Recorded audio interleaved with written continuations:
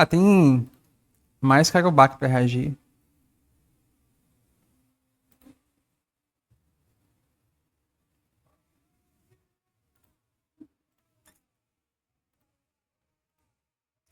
Ele não tem faculdade. Eu acho que ele tem curso profissionalizante, pra ser enfermeiro, né? Ah, sim, tá. Tô maluco. O Nico postou vídeo novo. Cuidado pra não gunar na thumb. É, então, é esse mesmo do Chainsaw Man que eu tava pra reagir. Canal Nico.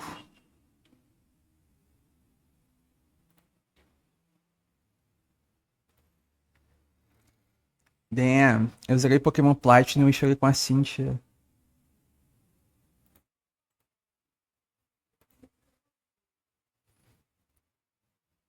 Hoje é especial de mulheres, só conteúdo de mulher.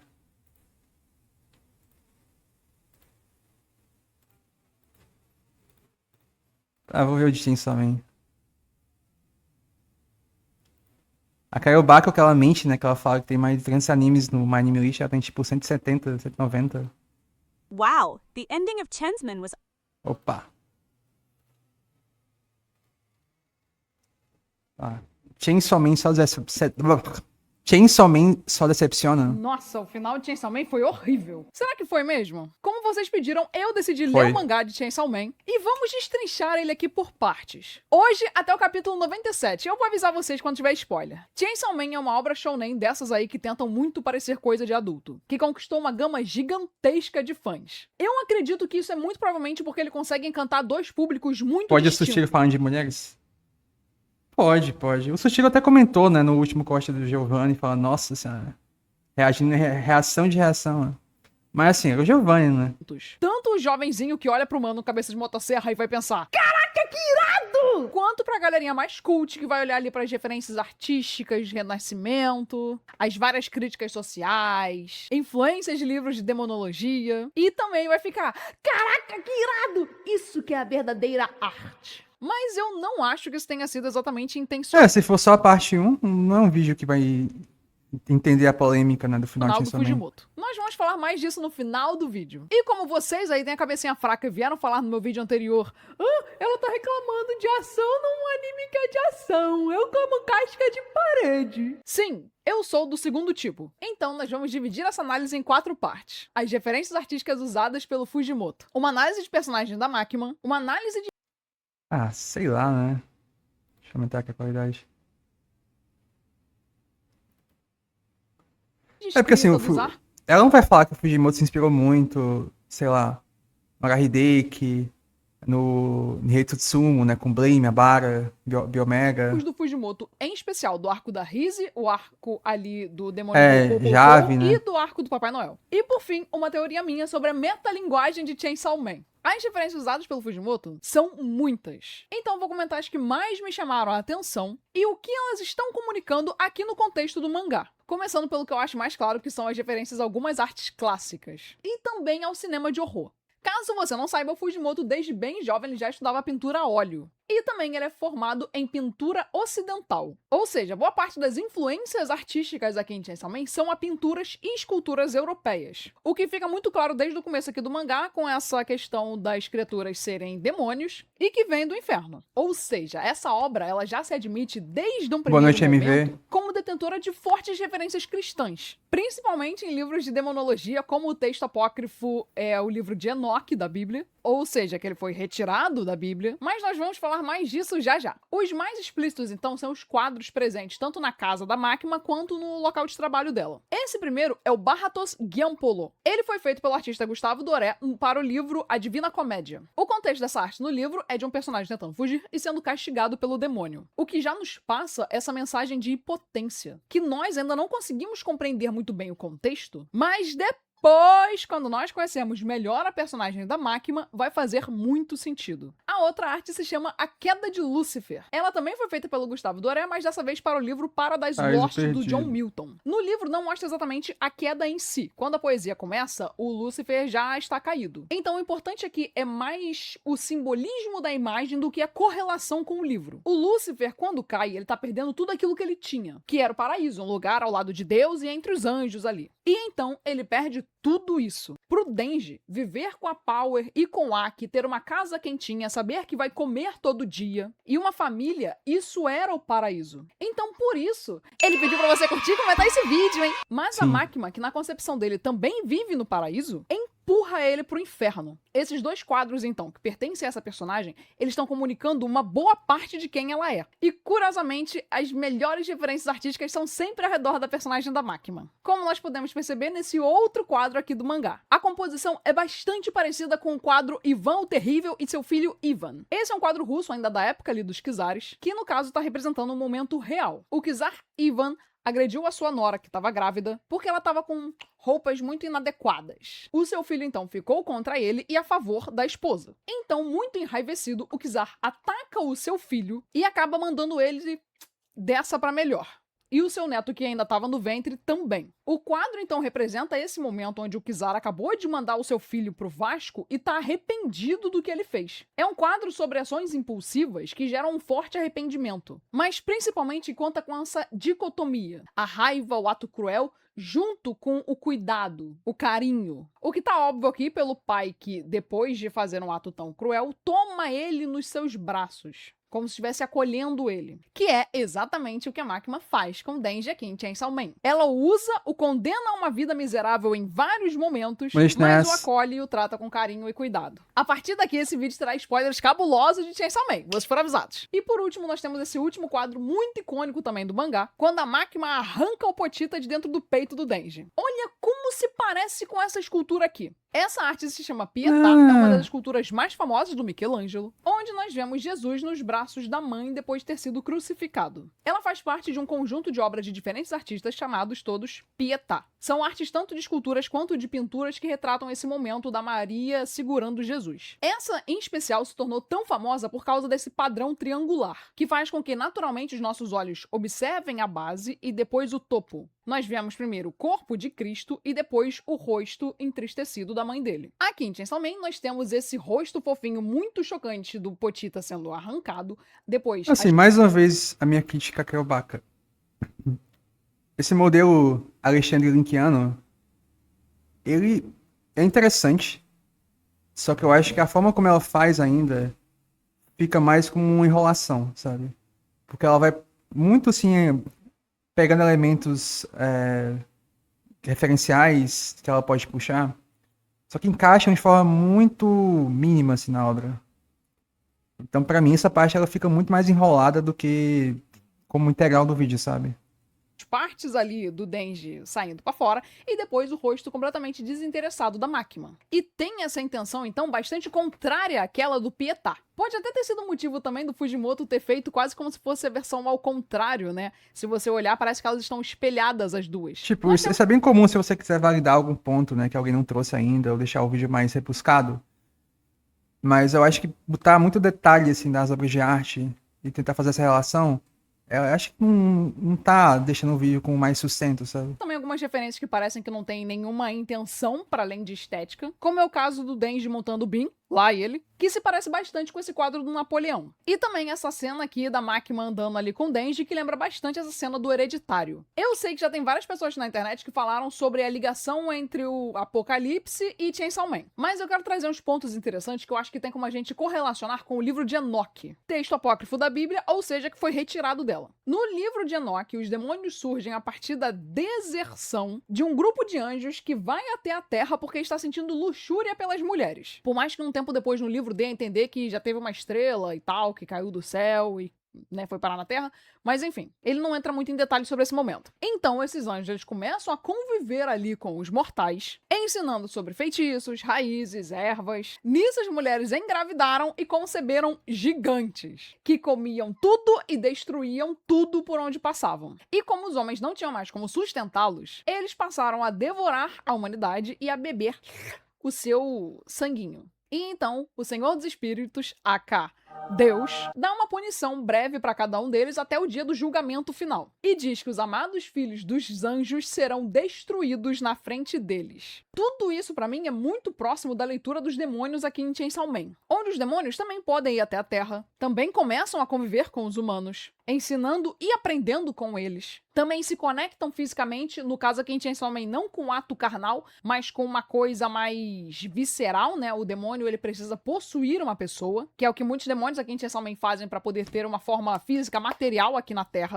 Não, aí é uma questão diferente, né? Os magins são diferentes do demônio. O demônio ele pode surgir como um corpo material naturalmente, né? O demônio da eternidade, do morcego. Tipo, o magia já é outra questão. E dessa conexão entre humano e demônio, surge um ser destruidor que bebe sangue pra poder ficar mais forte. Sem falar que claramente em Chainsaw Man os demônios também têm sentimentos. Assim como os anjos caídos do Enoch. Tudo isso foi intencional? Foi uma coincidência? Eu não sei, mas eu achei uma correlação interessante de trazer aqui pra você. Bora então. É, porque assim, não sei se fica muito claro se a máquina ela é um magin, mas eu acho que não, eu acho que ela é de fato um demônio. Mas, tipo, a Power, acho que o Bean e aquele demônio da violência são magins, se não me engano. Tipo, os híbridos, né? Tipo, o Denji, a Reze, a Quanch já é outra coisa, né? Tipo, não é um magin, é mais um humano que tomou posse do demônio. Agora complementar uma análise que eu fiz um bom tempo atrás sobre a personagem da Makima. Na época eu falei que ela era a única personagem de natureza de Chainsaw Man, ou seja, ela é a personagem ali com o maior grau de complexidade. É, porque eu acho que você pode argumentar que o demônio, quando ele é mais próximo de um conceito humano, todos são, né? Porque todos são, nascem dos humanos, em tese, né? Dos medos. Mas a máquina, ela ser o controle, spoiler, né, da parte 1, e ela ser humanoide, né, ela tem uma aparência humana, faz sentido, justamente porque ela tem que manipular as pessoas tendo uma aparência física que dê segurança, né, tipo, dê justamente o fator de dela conseguir influenciar a pessoa. Da obra. Nós não conseguimos entender ela só de olhar ela pouco tempo e nem defini-la com uma frase só. A Makima, ela é o demônio do controle. Isso só é revelado mais pra frente da obra. Mas em quase todas as ações dessa personagem, nós conseguimos perceber essa característica dela. Desde o primeiro momento que ela aparece, já tratando o Denji ali com muito carinho. É como se ela conseguisse ter, desde o primeiro momento, uma visão muito clara do que a pessoa deseja. Para dar isso a ela e começar a manipulá-la. Mas beleza, que ela é manipuladora e só quer usar o Denji, eu sei, você sabe, todo mundo sabe. Eu quero então falar sobre o lado bom do coração da Makima. Que os demônios têm sentimentos? É óbvio. A Power claramente tem sentimentos pelo Denji e pelo Aki. Assim como o Pochita tem sentimentos pelo Denji. O Violência tem no mínimo simpatia ali pela Kobeni. Isso também tem a ver com o que eu falei do livro de Enoch, que é sobre os anjos terem sentimentos pelos próprios filhos. Mas por que em Chainsaw Man os demônios teriam sentimentos? Isso pode ser por causa dessa simbiose ali que eles têm com os humanos. A mistura de ambos, né, já que um demônio tem que possuir um corpo de um humano, pode fazer com que eles acabem mantendo os Mais uma vez, não tem. sentimentos da humanidade. Não sei. No arco da Rise, nós temos alguns momentos que dão a entender isso, que a Makima também é um desses demônios que tem sentimentos. Pois demônios Não, mas o da máquina, eles em tese não são magins. Eles são igual o Denji. Tá falando daquele da espada, né, da lança, do lança-chamas, que depois ele aparece na parte 2, né? Eles são híbridos, igual a Reza e o Denji. Mas é que assim, você pode argumentar que os demônios eles são um produto dos humanos, né? Dos medos dos humanos. Eles podem ser conceitos que nascem não tem relação com os humanos, mas eles tomam forma como demônios a partir dos medos. E alguns deles, tipo, não gostam do inferno, por exemplo. O inferno não é um ambiente que eles se sentem à vontade. Então, eles vêm para o mundo humano com uma necessidade e dessa construção deles de conceito, de medo e querer ter um mundo melhor no lado dos humanos, já dá a entender que eles têm sentimentos de fato, né? ali alguns momentos mostrando o que ela faz fora do trabalho. Descobrimos que ela gosta de assistir filmes, vê vários deles buscando aqueles que conseguem mudar a sua vida. E isso acontece, eles assistem um filme tão impressionante que mesmo uma cena boba consegue fazer todo mundo do cinema, inclusive a Makima, chorar. Em Necessidade da Arte, o Ernest Fischer argumenta que a arte é necessária para que o homem se torne capaz de conhecer e mudar o mundo. Mas a arte também é necessária em virtude da magia que lhe é inerente. Essa magia a qual ele se refere é a capacidade de conseguir tocar os sentimentos de quem consome essa arte, fazendo as pessoas se sentirem parte de um universo que não é real. Mas aí você pode argumentar que a Makima, tipo, o poder dela de demônio funciona porque ela tem que entender, né? Tipo, ela tem que entender que ela se sente superior a outra pessoa. A partir do momento que ela se sente superior, ela consegue manipular aquela pessoa, né? O poder dela ativa. Não manipular, né? Mas controlar literalmente, né? A pessoa vira tipo um súbito dela. E eu acho que o ponto dela é justamente, ela quer entender mais as emoções humanas pra ter um domínio maior, né? Pra entender justamente como é que o poder dela pode ter mais influência. Então, assim, você pode argumentar que a máquina, ela tem um poder inerente do fato de ela ser um demônio do controle, que tem uma funcionalidade melhor quando ela tenta entender os sentimentos, né? Então, esse momento do cinema, justamente, né? Ela vê filmes, uma forma de tocar nela mesma, né? Tipo, de abranger, né? De fazer esses sentimentos florescerem dentro dela. Estabelecendo empatia. A máquina, então, por mais que pareça que não tem empatia nem pelos humanos nem pelos demônios, ela sente sim empatia vendo bons filmes e também animais. E como nós sabemos, em alguns momentos, ela também tem um forte desejo de mudar o mundo. O mundo de Chainsaw Man é um mundo em decadência. Nós conseguimos perceber isso por alguns planos aqui do mangá de Chainsaw Man, onde as pessoas são quase uma repetição simplista umas das outras, ou onde a própria morte não se torna nada mais do que um cenário que tende ao infinito. É um exagero plástico, então, do nosso mundo, onde a vida das pessoas é absolutamente descartável e elas precisam se colocar diariamente em risco em busca de um mínimo de dignidade, para se alcançar os seus objetivos ou simplesmente porque você é obrigado a fazer isso dia após dia. Além disso, a sua vida aqui em Chainsaw Man pode ser simplesmente usada para se fazer contrato momentâneo com um demônio, e que não vai dar em nada ainda por cima. Assim como a maior parte dos planos, objetivos, ideias e arcos de personagem também não darão em nada. A Máquina, então, ela é uma personagem que entende a que mundo ela pertence e ela quer mudar esse mundo. O problema dela, então, e é o que acaba tornando ela a vilã aqui da primeira parte, é o fato dela não se importar com quais métodos ela vai se utilizar para poder chegar nesse objetivo. O que eu acho, então, muito curioso aqui em Chainsaw Man é essa questão da sociedade decadente. Ainda de acordo com Ernest Fischer, numa sociedade em decadência, a arte, para ser verdadeira, precisa refletir também a decadência. Mas, ao menos que ela queira ser infiel à sua função social, a arte precisa mostrar. É porque o arco da máquina é justamente, ela nunca sentiu que as pessoas tinham um respeito natural por ela, né? Porque o poder dela ativa naturalmente.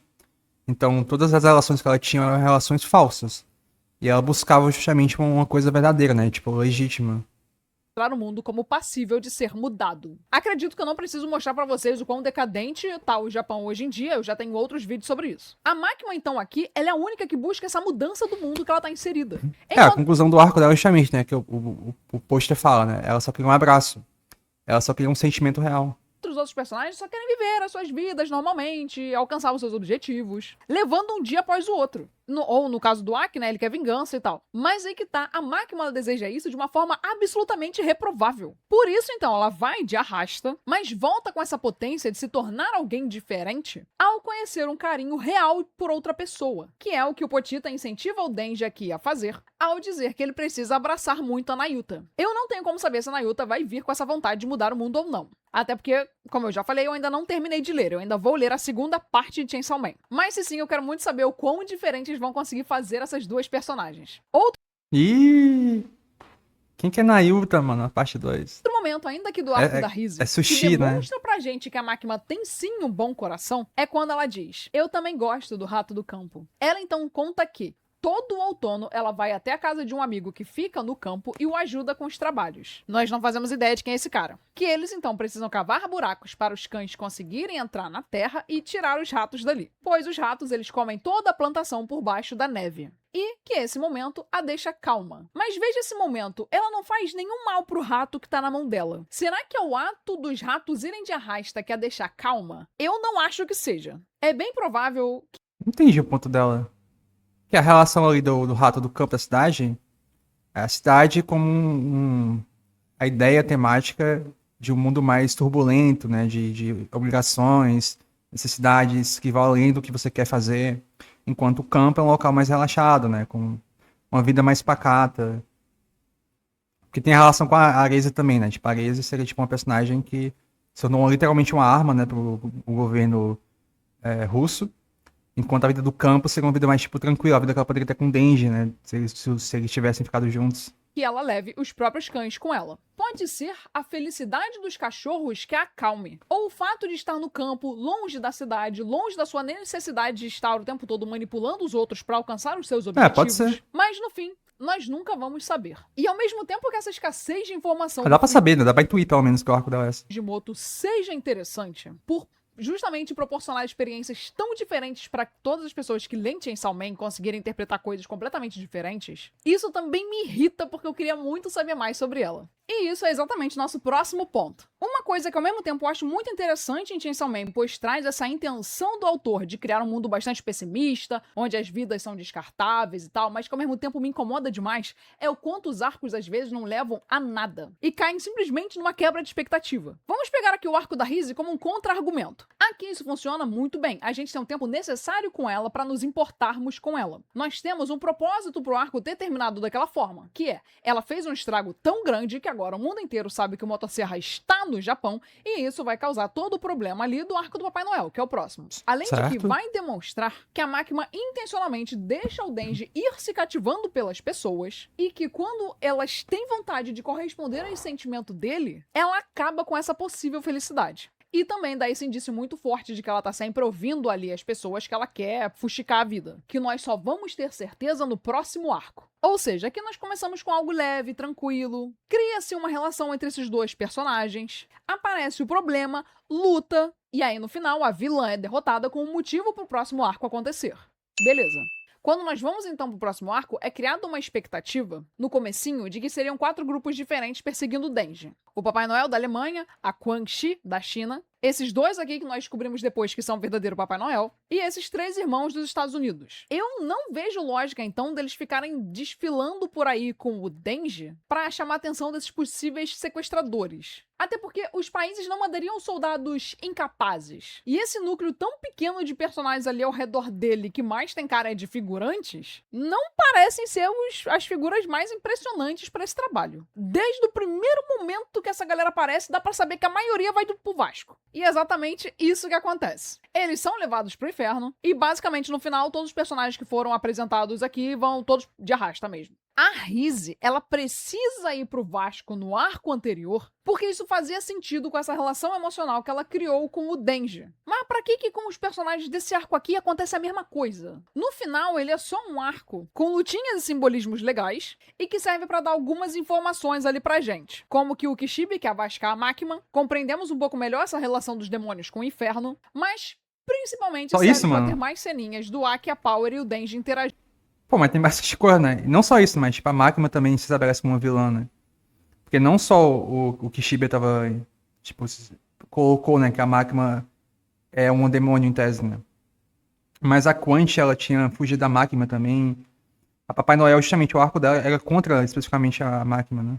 Mas esse arco em si quase não move a história pra frente. Me dá uma sensação muito estranha o fato de tão poucos países mandarem gente pros Estados Unidos pra tentar recuperar a motosserra, já que tinha me dado a entender que seria algo bem mais sério. E esses que mandam um único grupo tático cada um com pouquíssimos elementos. Mas pra mim o mais estranho é os Estados Unidos. Eles mandam esses 3 irmãos. Eles não têm grande influência, eles não têm vários contratos, não são mega inteligentes e muito menos poderosos. Tanto que eles são tratados como piada nessa parte. O primeiro deles vai se infiltrar no grupo de protagonistas. Aí eles discutem. Não fala desse jeito não, hein? Você tem que falar mais ou menos assim, porque senão vão descobrir. Que é uma preocupação muito legal aqui do Fujimoto. Só que aí não adianta nada, porque ele vai de Vasco com uma piada. Eles vão indo de arrasta até sobrar um muito rápido. Um deles morre com uma piada, o outro fora de tela. E o último é tão sutil, ele fica aparecendo nos quadros meio aleatórios, tipo assim, ele vai se envolver ali no confronto final, mas ele é completamente irrelevante. Eu só sei o que aconteceu com ele no final porque eu tive que reler pra escrever essa parte específica do roteiro. Ele, no caso, se torna uma das pessoas que fica repetindo Halloween infinitamente. Então, acaba que tem apenas 2 momentos que eles não são tratados como uma piada. Logo que eles aparecem, Vasco com essa galerinha que, sinceramente, eu nem lembrava que já tinham aparecido antes. O que é bem normal em Chainsaw Man. E nesse momento onde, com a identidade roubada ali do Kurose,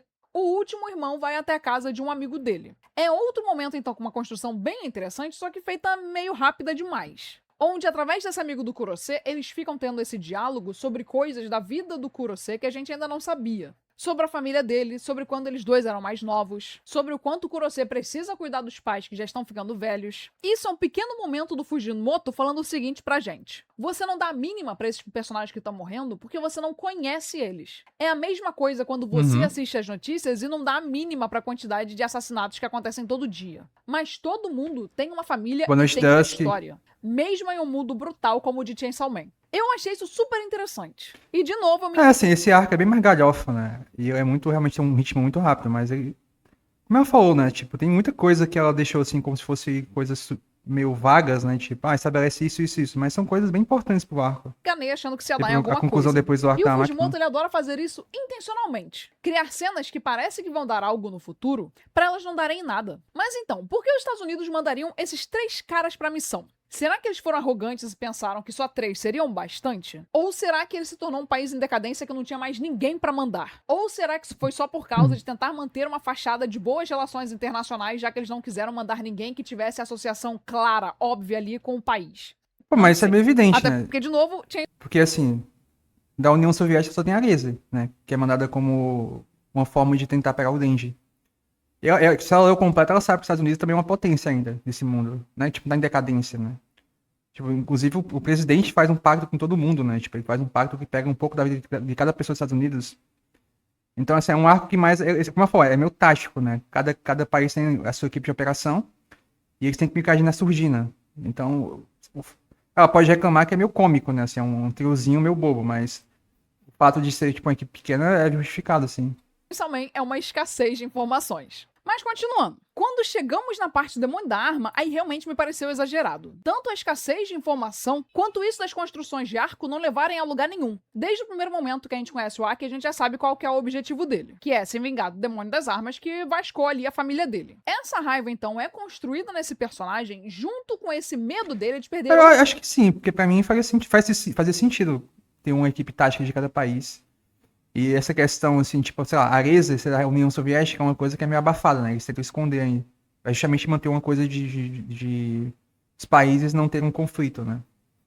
outra Uma pessoa diplomacia. que o importe. O que aparece com ele, por exemplo, protegendo o anjo ali no Arco da Rise. E até pedindo pra Máquina pra sua divisão não participar da missão que ia vascar o demônio da arma, porque ele não queria correr o risco do Denji e da Power irem dessa pra melhor. Beleza. Aí nós descobrimos nessa mesma cena que o demônio da arma já foi derrotado. Essa é uma quebra de expectativa muito boa, porque está servindo para poder mandar uma mensagem comparativa aqui na obra. Quem possui as principais kabuns do tipo Hiroshima, sabe? Hoje em dia, Estados Unidos, Rússia e China. E quem possui as principais partes da arma aqui em Chainsaw Man? Pois é, eles também. O Aki, então, ele pode questiona demônio, mas não essa pode arma atitude no- dos países na de censura. manterem o demônio da arma e ficarem usando as suas partes. Pois assim, Acabou o de falar, medo das falar pessoas arma. vai continuar crescendo e ele vai ficar cada vez mais forte. E a Makima concorda. Assim ele ficará mais forte e aqueles que detêm mais partes do seu corpo vão ficar mais poderosos em consequência. Eles vão ter uma vantagem sobre os outros países. É uma lógica de paz provinda de armas absurdamente poderosas. Igualzinho o que nós temos no nosso mundo há um bom tempo. A missão então deixa de ser derrotar o demônio da arma para se tornar capturar uma parte dele e levar para o Japão. Isso é uma ideia muito interessante. No último arco, nós tínhamos que proteger o Denji da galera que tá vindo para tentar sequestrar ele. Agora aqui, nós seremos os invasores. As lógicas se invertem e as estratégias também. Isso dá uma possibilidade muito grande de nós vermos o quanto a Makima é capaz de bolar um plano muito melhor do que aqueles invasores do arco anterior. E isso é muito maneiro. Só que não. Porque aparentemente a missão vaza um dia antes dela acontecer. E aí nós temos essa fala tão curiosa do presidente dos Estados Unidos. Precisamos vascar a Makima agora ou a pior paz possível cairá sobre a humanidade. Essa página me deixou muito reflexiva. Que paz é essa que é capaz de ser chamada de a pior paz possível? Eu só consigo pensar que é uma paz provinda de todo o poder concentrado na mão de uma pessoa só. Se começar um confronto, essa pessoa pode intervir. Se ela não estiver associada a nenhum outro país e nem tiver necessidades e Eu não sei se vontade... fica claro se eles sabem que a máquina é o demônio do controle. Tipo, supõe-se que sim, né? Porque a máquina... Por que a máquina tem tanto poder, né? Porque assim, se eles soubessem disso, indica que a máquina ia ter um controle absoluto sobre os humanos. Ia ser uma paz, só que ninguém ia ter autonomia, né? Todo mundo ia ser um escravo da máquina, basicamente. normais de um ser humano, de qualquer ser humano corruptível, né? Então, como eles vão controlá-la? Como se controla a personificação do controle? Imagino que não tenha como. Então, todos esses países tão poderosos iriam todos eles perder a hegemonia. Essa é a pior paz para eles. Ele então manda o demo da arma e vascar ela. E ao mesmo tempo, ela chama por ele. Ele então vem destruindo tudo no caminho. Ele vasca ela, mas como sempre, ela volta. Logo depois de ter feito contrato com o Aki e com o Anjo. Que no caso, nós não sabemos qual que é a natureza desses contratos. Ok, quebra de expectativa, mas pra onde que a obra vai agora? Não tem mais por que ir até o demo da arma, porque ele já tá aqui. Então, a máquina junta essa galera que tem o poder da punição, Cobra, Futuro, Aranha e o Anjo. E aí ela faz algum paranauê muito doidão ali com arma. Eu entendo que o Fujimoto quis surpreender a gente em seguida com BAM! O Akidemo indo bater na porta do Denji. Mas caramba, cara, como que ela fez isso? Por que esses poderes combinados teriam feito o Aki se tornar o demônio da arma? A gente só tem como especular. O que Não, ele não se tornou o demônio da arma, né? Ele se tornou, tipo, como se fosse um... Não é bem um maginho, eu acho. É tipo um minion do demônio da arma, né? combinados teriam feito o Aki se tornar o demônio da arma? A gente só tem como especular. O que, sendo bem sincera, eu até prefiro do que ter que ler um monte de explicação chata e mal fundamentada. Agora, uma coisa muito interessante que eu acho é o Cara. motivo pra Makima ter escolhido fazer isso nesse momento. Porque quando a gente para pra analisar, é ela que determina que agora vai acontecer a missão pra poder ir capturar o demônio da arma. Então não é algo aleatório. Toda essa progressão de fatos, a vascação do Aki e da Power aqui nesse momento, pra poder quebrar cada vez mais esse laço do contrato que o Denji tem com o Potita, está ali intencionalmente. E por que eu digo isso? Ela percebeu que o Denji já estava feliz o suficiente com a vida dele, ao negar viajar com ela para poder cuidar da Power. E também quando o Aki vai contra o seu objetivo de vida só porque ele quer poder proteger o Denji e a Power. Esses dois indícios foram o sinal verde que a Makima precisava, que estava na hora dela começar a quebrar o contrato do Denji com o Potita. E é o que, consequentemente, vai fazer o Potita, depois, quando ele assumir o corpo do Denji, ter essas atitudes bem mundanas. Querer comer um hambúrguer, querer tirar uma garota pra sair. Então agora vamos pra parte chapéu de alumínio do vídeo. Observem esses quadros de Chainsaw Man. O que você vê? Figurantes do mangá ovacionando o Chainsaw Man depois dele ter protegido ali algumas pessoas civis, tanto no confronto com a Rise, quanto com o Aki, quanto com o Papai Noel. Correto? Sim, você não tá errado, mas nós podemos ir mais longe. O que o Fujimoto tá dizendo aqui é o fandom de Chainsaw Man. No universo de Chainsaw Man, os demônios nascem do medo. Quanto mais temidos, mais fortes. Quanto mais amados, mais fracos. O Então, fandom. quando a multidão começa a gritar Chainsaw Man! Chainsaw Man! Isso tá Não fica muito claro, mas eu acho que ele não virou literalmente o demônio da arma. Mas esse é um ponto dela que é realmente válido, né? Não ficou muito claro o que aconteceu.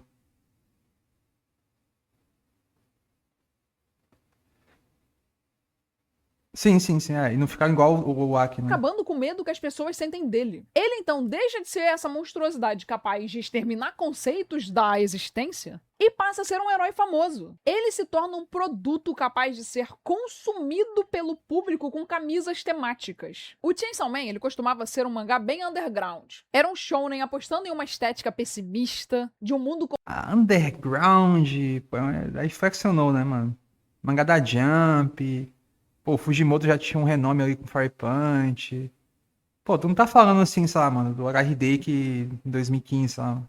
corporativo, sujo, com protagonista com baixíssimas ambições e, além de tudo, que não se propõe a ser clara para poder manter todo mundo que tá assistindo confortável vendo. No texto Subculture, The Meaning of Style, o autor diz que a moda e o consumo são uma arena de briga ideológica. Os elementos visuais funcionam como signos de desvios e contestação. E ele também mostra como a cultura dominante tende a recuperar esses signos, transformando-os em mercadorias despolitizadas, pois os seus significados são esvaizados e ignorados. É exatamente o que aconteceu com o Nirvana, por exemplo. O grunge era uma subcultura com forte teor crítico ao sistema, até que foi se tornando cada vez mais conhecido e devorado pela indústria cultural, passando a compor uma estética desejável do próprio sistema em si. Isso não é só dentro da obra. Parece literalmente o Fujimoto desenhando o fandom, esse hype, essa grande viralização em cima da sua obra. O Fujimoto parece estar sugerindo que o Chainsaw Man está sendo domesticado, a minha obra está sendo esvaziada e cooptada pelo sistema que eu mesmo estou criticando. E tô criticando de uma forma cancelizou tão o mangá. clara. É claro que todo autor gosta de ver a sua obra se tornando famosa. Mas quando a sua arte se torna um mero produto de consumo, aí isso se torna um problema. Isso também pode ter a ver com esse motivo de eu ver tantas pessoas reclamando tanto que a primeira parte e a segunda são completamente diferentes. Mas Eu acho que esse comentário dela até faz um certo sentido, mas eu acho que a parte 2 reflete mais isso. Na narrativa em si faz sentido, né? Porque a máquina tinha esse plano de fazer o Chainsaw Man perder poder sendo amado. Porque quando um demônio é amado, ele perde poder, né? Ele fica mais fraco. E também o arco do próprio Denji de ser amado, né? De buscar uma família, né? Com conexões reais. Que ele não consegue pelo fato de ser o Denji, consegue pelo Chainsaw Man. Preciso ler pra poder dar certeza pra vocês. Enfim, pessoal, isso é só uma hipótese minha, mas que eu tenho bastante certeza até. Esse vídeo vai ficar por aqui. Se vocês quiserem que eu fale mais de Chainsaw Man, curta, comente, compartilhe esse vídeo com seus amigos. E não se esqueça de dar um hype se você puder. Também cogite. Cara, eu acho que. Ela falou, né? Vou falar de uma metalinguagem. Ficou bem raso o final. Então. Mas qual que é a relação com o fandom, assim? Qual que foi essa repercussão que teve que o Fujimoto conseguiu refletir no mangá dele? Porque isso realmente, como ela falou, é uma coisa que o Fujimoto percebeu. E na parte 2 a gente também fala um pouco mais disso. Naquele mangá dele também. Aquele one shot que lançou é muito isso também, né? As interpretações, né? Tipo, o que ela fez nesse vídeo basicamente é o que o Fujimoto criticou depois, né? Tipo, essa hiper interpretação das pessoas que não é bem coerente com a mensagem dele, né? Mas não necessariamente nega também. Entrar para o nosso Discord e para o nosso Apoia-se. Lá tem várias recompensas exclusivas esperando você. Não, ela podia ter falado da Scan, né? Que fez piadinha e as pessoas criticaram em cima a mudança que, tipo, não foi aceita, né? Não, oficialmente. E como as pessoas criam uma imagem de Chainsaw Man que não é a imagem que o mangá tinha, né? Tipo, aquelas piadinhas, né? Futuro é pica, que daí deu uma identidade própria pro mangá que fez com que ele tivesse um sucesso maior. Mas o mangá em si não reflete isso, né? Então criou uma dicotomia ali, uma divisão de pessoas que começaram a desgostar das mudanças oficiais, né? Não são mudanças, né? Mas são um respeito maior pelo texto do Fujimoto. Cara, não sei, eu achei um vídeo pouco dissertativo do ponto que ela queria trazer. Bleach é só mais um Isekai genérico. Não é Isekai especificamente, né? Já começou errado aí.